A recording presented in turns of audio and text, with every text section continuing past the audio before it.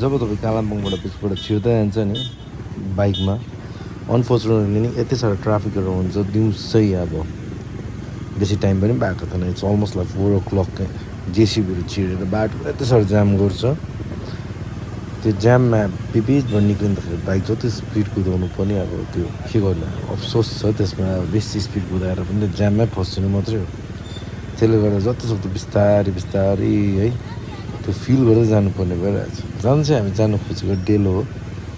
यो पाथवे तर अगाडि जुन चाहिँ हाम्रो किङ कोब्रा बसिरहेको छ नि जेसिबी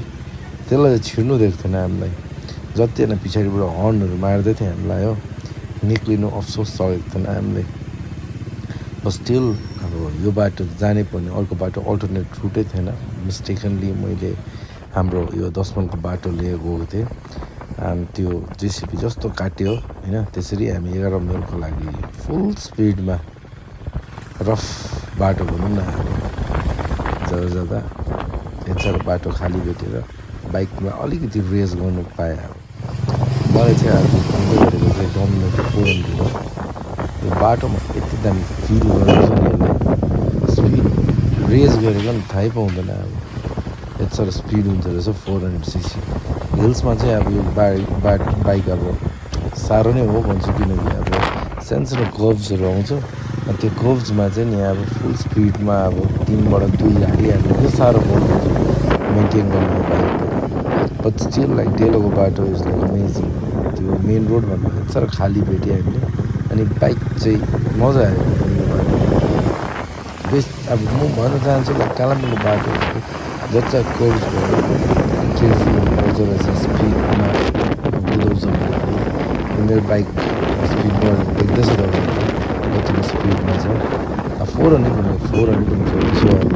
तर मलाई यो टर्निङहरूमा चाहिँ अलिकति साह्रो परेको थियो गियरहरू एक्सचेन्ज गर्दाखेरि उताबाट आएको गाडीहरू देख्नु पर्दाखेरि चाहिँ साह्रो पर्न थालेको हो still overall the ride was very nice bike राइड्सहरू कहिले गरेको थिएन हामीले यो बाइकले आएकोले गर्दाखेरि चाहिँ अब फिलहरू गर्दैछ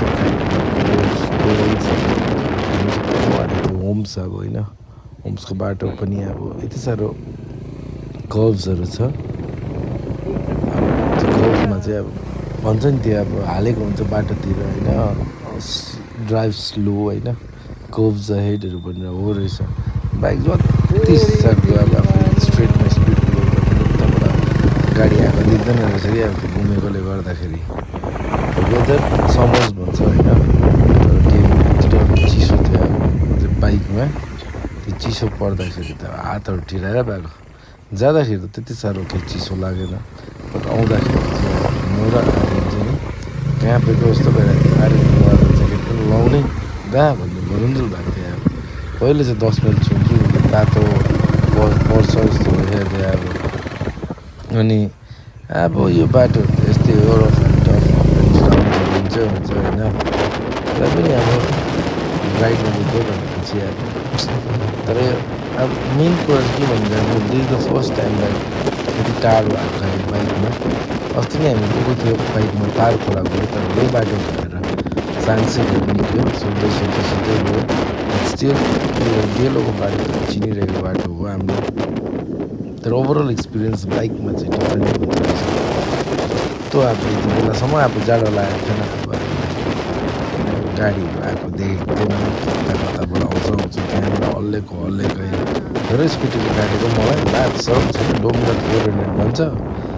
तैपनि अब के गर्नु अब डेलो पुग्ने बित्तिकै यो बाटोमा है रमझम कस्तो मजाले राखेको छ कालिम्पोङ पनि यसरी सजाइदिएको कस्तो दामी हुन्थ्यो टुरिज्म घट्दै जाँदैछ कालिम्पोङमा यो टुरिज्म घटेकोले गर्दाखेरि अब इम्प्लोइमेन्टमा धेरै धक्का पर्दैछ सिक्किम जस्तो अब अलिकति घुम्ने चिज चाहिँ बनाइदिनुपर्छ गभर्मेन्टले त्यति चाहिँ भन्छु सकिसकेको छ कालिम्पोङमा घुम्ने जग्गाहरू अब यो बाटो कति डेलो दुर्पिन तोपखाना माथि क्रुज देख्दै हो हाम्रो लजेसहरू फेरि आयो दाजु भन्ने लज हो चाहिँ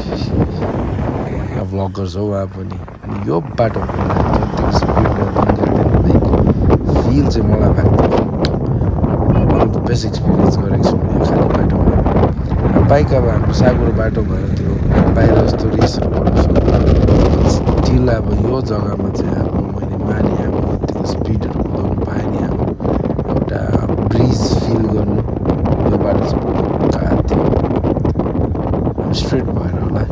भएमा हल्का बाइक घ्याचेको चाहिँ भएको थियो मेरो बट स्टिल